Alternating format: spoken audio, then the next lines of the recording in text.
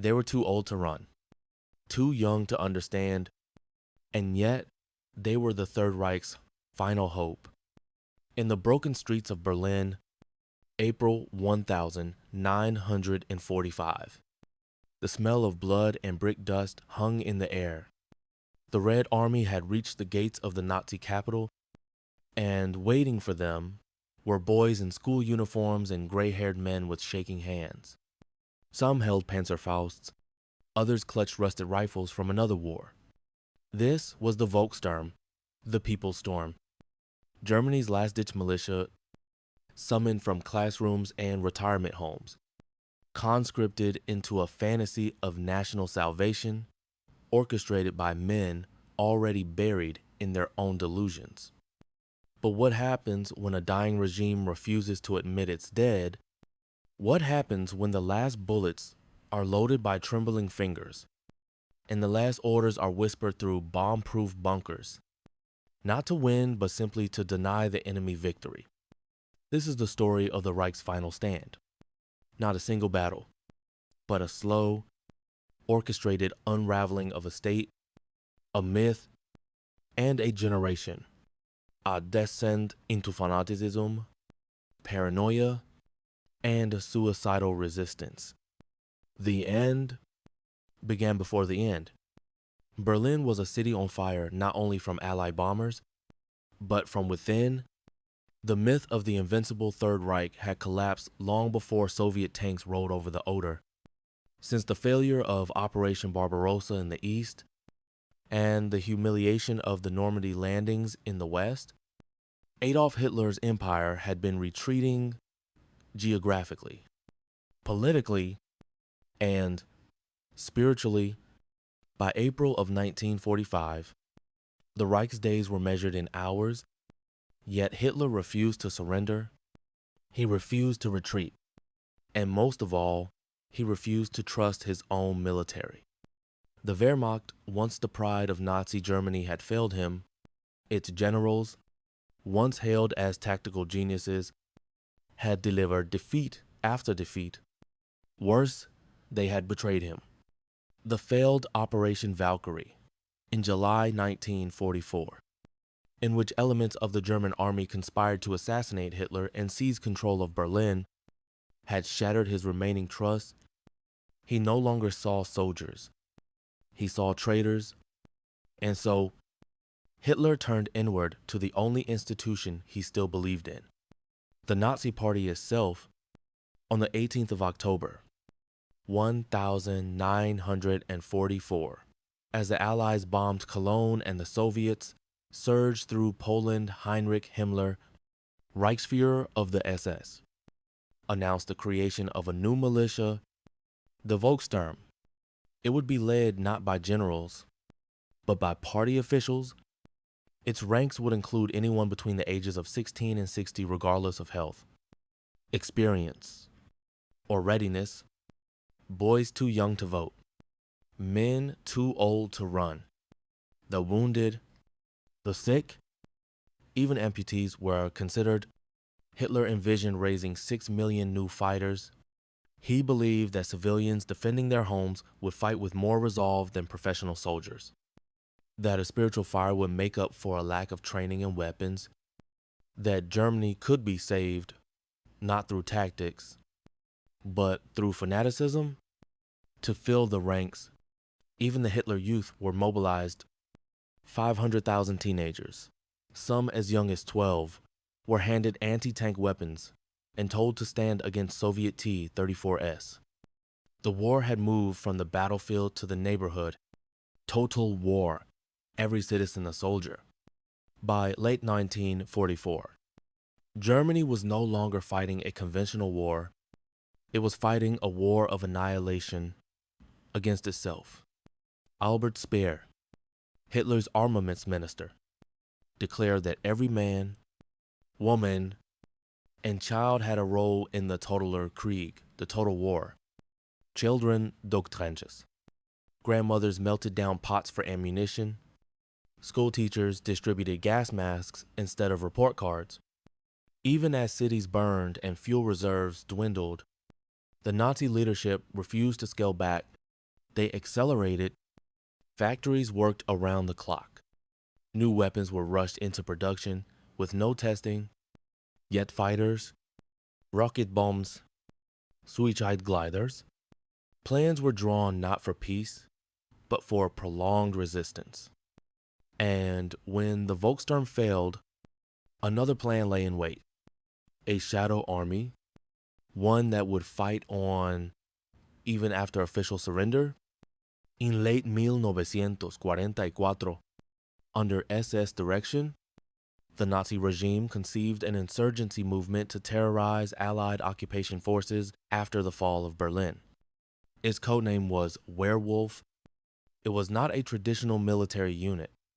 There would be no uniforms, no battle lines. Instead, German men and women would melt into the civilian population.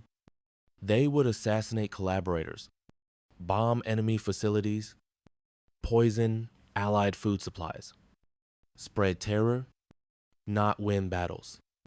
The werewolf plan was, in essence, a guerrilla campaign of vengeance born from desperation and delusion.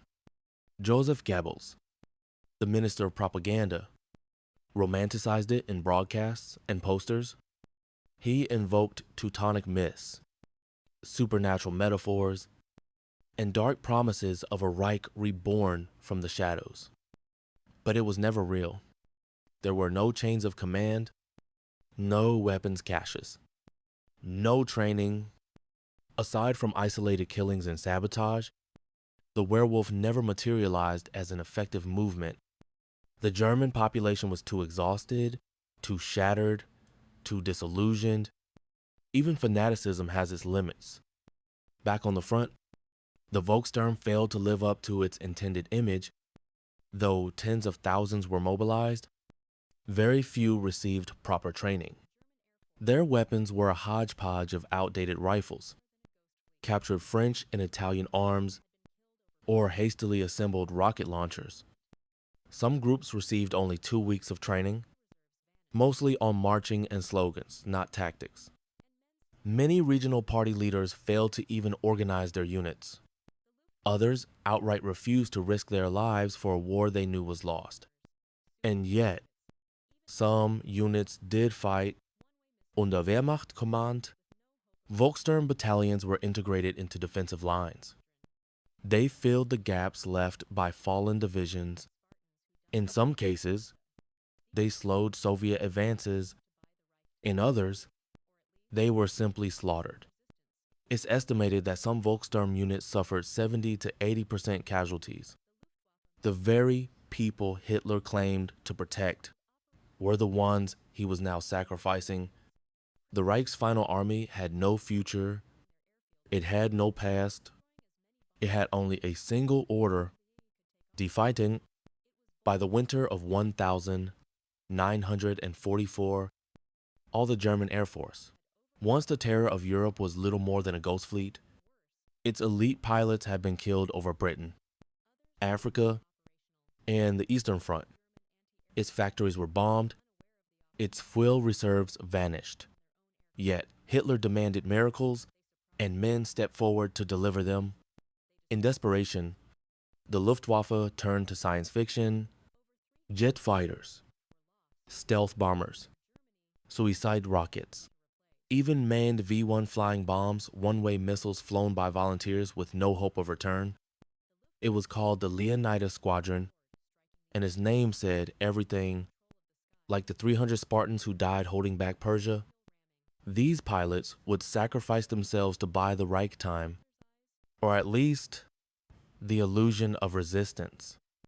But the illusion was all that remained. By the winter of 1944, in the German Air Force, once the terror of Europe was little more than a ghost fleet, its elite pilots had been killed over Britain, Africa, and the Eastern Front. Its factories were bombed. Its fuel reserves vanished. Yet Hitler demanded miracles, and men stepped forward to deliver them. In desperation, the Luftwaffe turned to science fiction, jet fighters, stealth bombers, suicide rockets, even manned V-1 flying bombs, one-way missiles flown by volunteers with no hope of return. It was called the Leonidas Squadron, and its name said everything like the 300 Spartans who died holding back Persia. These pilots would sacrifice themselves to buy the Reich time, or at least the illusion of resistance, but the illusion was all that remained. On New Year's Day, 1945, the Luftwaffe made one last attempt to turn the tide. It was called Operation Bodenplatte. The plan was audacious. Cripple Allied air power in Western Europe by attacking their airfields at dawn, destroying as many bombers on the ground as possible before they could take off.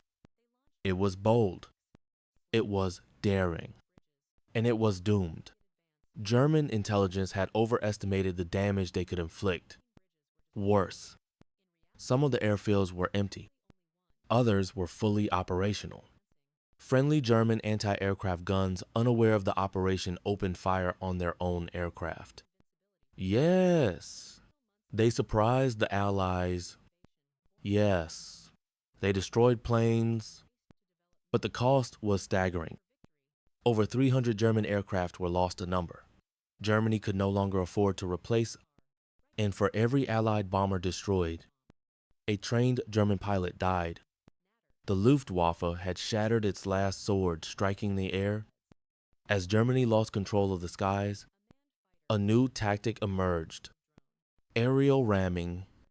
It was suicidal, deliberate, and, in Hitler's eyes, heroic. In April 1945, the Sonderkommando Elbe was formed, a unit of young Luftwaffe volunteers ordered not to shoot down enemy bombers, but to crash into them. The plan: use reinforced fighters to tear through B-17 and B-24 formations, ram engines, rip wings, explode fuselage midair. On the 7th of April, 1945, 120 German fighters took off for their first and final mission. They struck. 22 Allied bombers were brought down, but more than half of the German pilots were killed instantly. They had no escape plans. Parachutes were optional. Survival was not expected. The skies over Germany had become an open grave, and every cloud was marked with fire. But ramming wasn't enough. In a hidden corner of the Luftwaffe, a secret unit trained with a different purpose: to pilot human-guided rocket planes, manned versions of the V-1. These weren't just attacks. They were sacrifices. Formed in 1944, disbanded, then reactivated in 1945 during the Battle of Berlin, the Leonidas Squadron was tasked with flying their explosive-laden planes directly into bridges, tanks, and enemy positions. They were promised glory. They were given a cockpit, a trigger, and just enough fuel for a one-way trip. Between the 17th of April and the 20th of April, they launched their final attacks, slamming into the Oder River bridges to slow the Soviet advance into Berlin. The German High Command claimed 17 bridges were destroyed. In reality, it was likely only one, and with the Soviet army advancing, the airfield was overrun. The Leonidas Squadron died, and with them, the myth of Nazi invincibility from above. The final months of the war were marked by technical innovation born of terror. Germany's best minds raced to develop miracle weapons, not for victory, but to delay defeat. They tested Fiesler Fi-103R Reichenberg, a manned V-1 flying bomb, Ba 349 Natter, a vertical takeoff rocket plane armed with explosive warheads, missile-composite bombers, a manned fighter atop a flying explosive drone, steel reinforced ramming gliders, and countless prototypes that never left the ground. The Luftwaffe's test squadron, Kommando 200, became a macabre laboratory, not of invention, but of sacrifice. Pilots trained for weeks only to die in minutes. The fuel was scarce, the manufacturing chaotic, many planes were unstable. Some exploded before launch.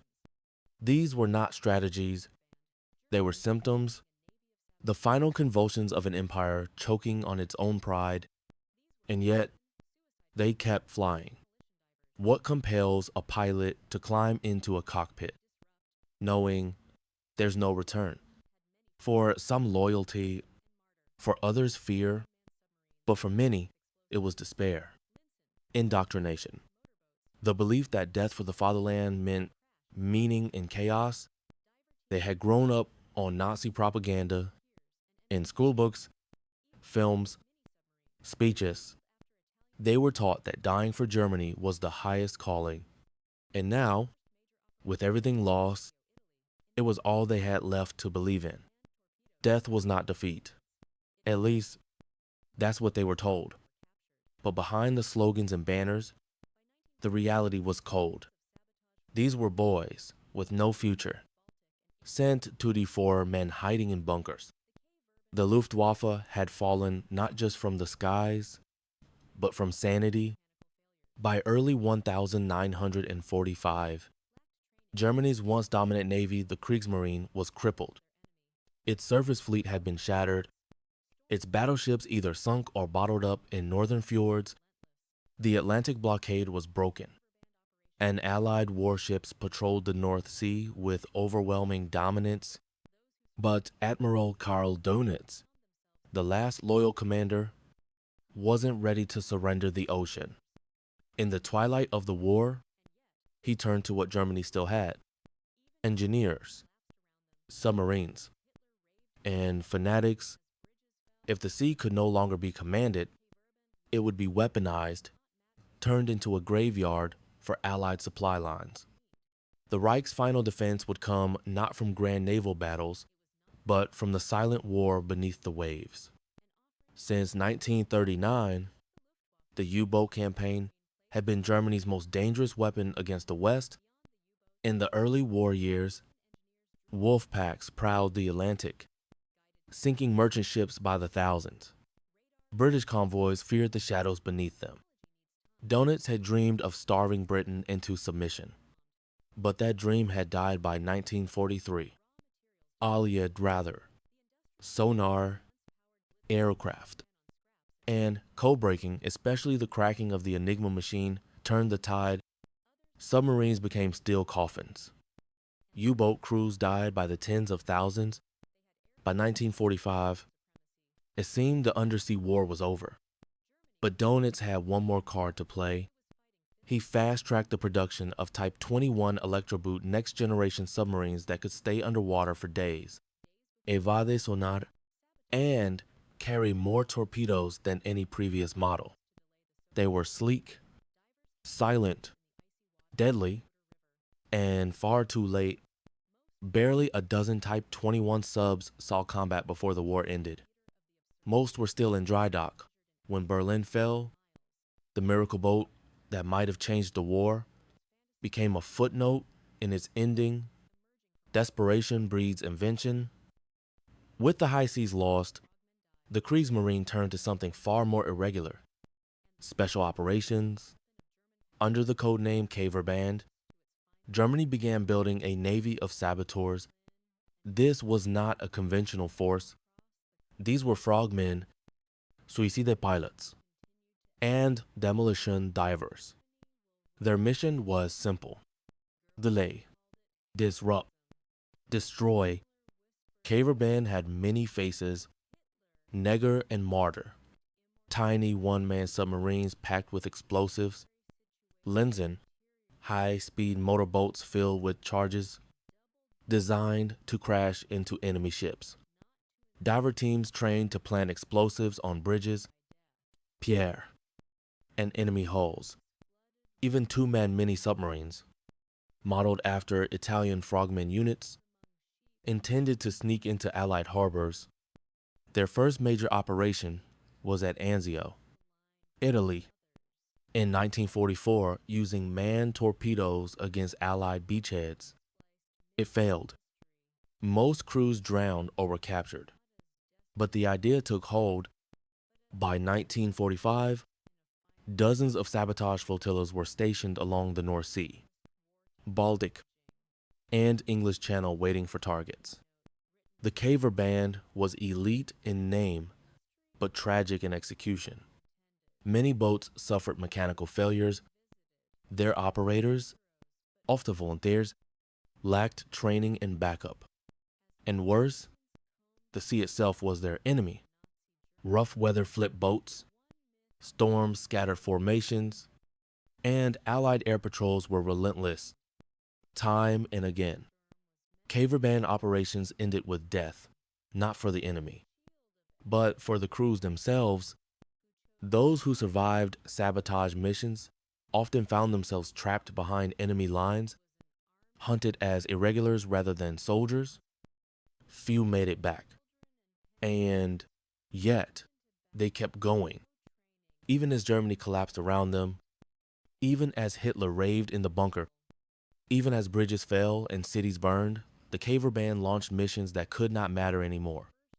They destroyed bridges the Allies didn't need. They damaged supply lines that had already shifted. It was not war. It was ritual sacrifice, an offering to a dying ideology. Like the Luftwaffe, the Kriegsmarine placed its final hopes in technology. Beyond the U-boats and mini-subs, German engineers dreamed up cutting-edge naval weapons, guided torpedoes, acoustic mines, radar-reflective hulls. But technology needs time, and time was gone. Factories had been bombed, engineers drafted into militias, raw materials depleted. The industrial machine that once powered Blitzkrieg now ran on scraps and paper, promises. Some prototypes never even reached water. Others malfunctioned during their first missions, and the Allies, they barely noticed. They had air supremacy, naval supremacy, numerical supremacy. Germany wasn't fighting the West anymore. It was fighting physics. And yet, the Kriegsmarine kept launching missions. Even in April, 1,945 days before Hitler's death, sabotage units were deployed in the Baltic, tasked with blowing up bridges to delay the Soviets. Divers carried charges in the icy waters of the Oder River. Some succeeded, most froze or drowned. The war had become a theater of the absurd. Success was measured in hours, not miles. And those hours bought nothing. The Führer's fantasy of resistance of a reborn Reich emerging from rubble never materialized. The U-boat sank. The frogmen died. The saboteurs ran out of bridges. And the sea, once a weapon of German power, became a silent witness to its final unraveling. From bunkers in Berlin and broadcasting stations across the collapsing Reich, one message continued to echo. Germany will rise again. Goebbels called it heroism. Himmler whispered of loyalty. Hitler promised immortality. As the military situation deteriorated, the Nazi regime doubled down on propaganda not to inspire victory, but to justify death. Radio waves flooded with mythical language. Werewolves, wolves among sheep, eternal Reich. Posters urged teenagers to hold the line for their mothers, their sisters, their nation. Films spliced myth and history, portraying the Volkssturm not as desperate amateurs, but as sacred warriors in a final crusade. This was not just wartime messaging. It was a suicide note written for history. But history would not read it as intended. The Volkssturm revisited not heroes, but victims. After the war, as historians combed through the ruins of Nazi Germany, one myth unraveled above all: the noble last stand. The Volkssturm was meant to be Hitler's People's Army, a shield of everyman patriots who chose defiance over surrender. But the truth, It was an army of coerced civilians, of children and pensioners, thrown into battle with no training, poor equipment, and no chance of survival. Thousands deserted. Others surrendered at first opportunity. Some were shot by the SS for refusing to follow suicidal orders. Entire battalions were wiped out within hours of contact with Soviet or American forces. Yet even today, in fringe circles and revisionist retellings, the image of the old man with a rifle, the boy with a Panzerfaust, continues to haunt, as if bravery could erase the cruelty of sending them to die in a war already lost. There's a word for that. Not heroism. Manipulation. Werewolf. A movement that never was. The werewolf resistant to lingered as myth more powerful in Allied imaginations than in actual German streets. In 1945, American and Soviet commanders took it seriously. Allied patrols were warned to watch civilians carefully. Curfews were enacted. Suspected saboteurs were interrogated. Intelligence units scanned for underground networks. But those fears, in the end, were exaggerated. Aside from scattered assassinations and occasional bombings, there was no widespread insurgency. The German people were too tired, too hungry, too shattered, and, critically, too aware that they had been lied to for 12 years. In private, even Hitler's most loyal propagandists admitted it. Hans Fritzsche, head of German radio, would later testify at Nuremberg that the people were exhausted and had no will for underground warfare. The war was lost, and we all knew it. The werewolf became not a movement, but a myth, useful only for post-war blame or cinematic fantasy. The cost of fanaticism, the Luftwaffe suicide squadrons, the Kriegsmarine sabotage units, the Volkssturm's child soldiers, each of these late war creations shared one trait. They were too little, too late, and utterly doomed. But that didn't stop them from being sent. Germany's leaders, unable to admit defeat, chose instead to sacrifice their people for appearances, to send a message to the Allies that the Reich would never surrender quietly. And that choice killed tens of thousands of Germans who might otherwise have survived the war's final weeks. Boys who might have become men, fathers who might have returned to rebuild, pilots, sailors, engineers all hurled into the fire for one last illusion. The legacy of these campaigns isn't just military failure. It's moral collapse. The myth that refuses to die. For decades after the war, parts of Germany and the wider world struggled to fully confront these final weeks. Was it valor or madness? Were the suicide pilots patriots or pawns? Was the Volkssturm a national defense or a death sentence disguised as duty? In some post-war narratives, especially in early Cold War years, the image of the last German resistance was romanticized. It fit neatly into ideological conflicts with the Soviets. Stories of the werewolf were used to justify occupation, surveillance, or repression in Eastern Europe. But time peeled away those illusions. By the 21st century, historians had uncovered what many survivors already knew. These were not final battles of dignity, but of denial. The Nazi regime died not with a bang, but with a trail of wasted lives, scattered across fields, rivers, skies, and history books. Would you like me to continue with part 5?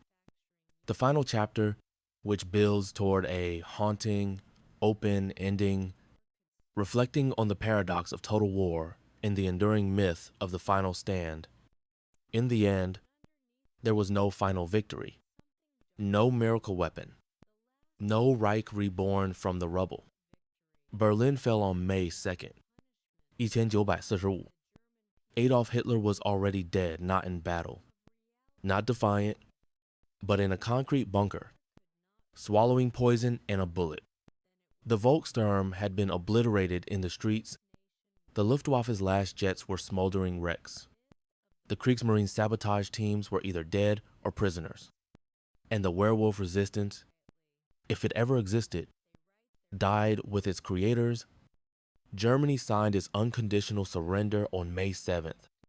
The Third Reich, a regime that once ruled over 70 million people, that had envisioned a 1,000-year empire, lasted just 12 years. And it ended alone. No allies, no ideology intact, only ruins, bones, and silence. What was it all for? The final months of Nazi Germany ask us a question not just of history, but of humanity. Why fight when all is lost? The answers are many. Pride Hitler believed surrender would dishonor the Reich, fear the propaganda machine, convince civilians that Soviet occupation meant annihilation. Control party leaders needed to suppress dissent by manufacturing unity. Delusion. Some truly believed the war could still be won with new technology or divine intervention. But underneath it all, there was something darker. The Last Stand was never about victory. It was about punishment of the German people, of the world, of reality itself. If Hitler could not rule the world, then it would burn. And he took his nation with him. The myth of the final stand. Totalitarian regimes rarely go quietly.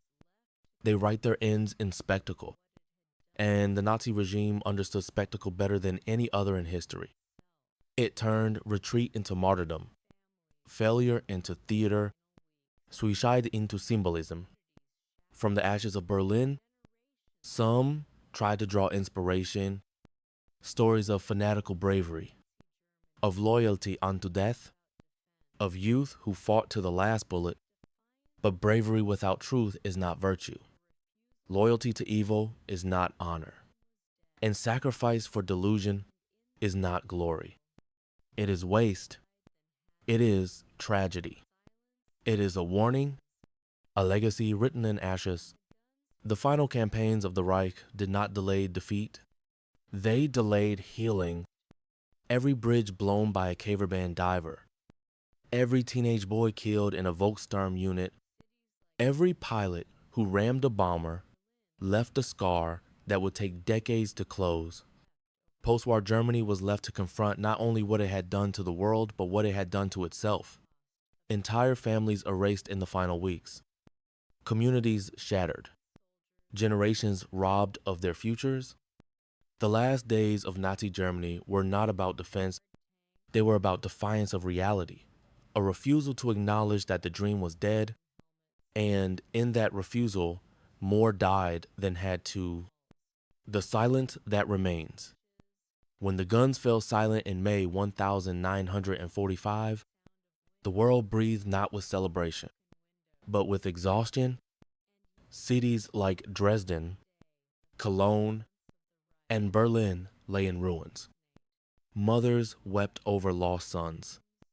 Entire nations reeled from the cost of stopping one man's vision. And as Allied soldiers walked the roads of Germany, they passed the wreckage. Charred tanks, abandoned rifles, shattered Volkssturm helmets, propaganda posters still peeling from the walls. No more speeches. No more final victories. Only the sound of wind through broken windows. And yet, even today, the final months of the Reich continue to fascinate. Books, films, debates, documentaries. Why? Because in those final weeks, the mask of power cracked. We see not just the military collapse of a dictatorship, but its spiritual collapse. We see what happens when ideology demands blood long after its meaning is gone. When leaders ask for sacrifice, not to save a nation, but to preserve their own illusion, we see that the last stand is often not courage, but coercion. And that sometimes the most terrifying wars are fought not against enemies, But against truth itself, would you die for a lie if you were told it was your destiny? Would you send others knowing the outcome was already sealed?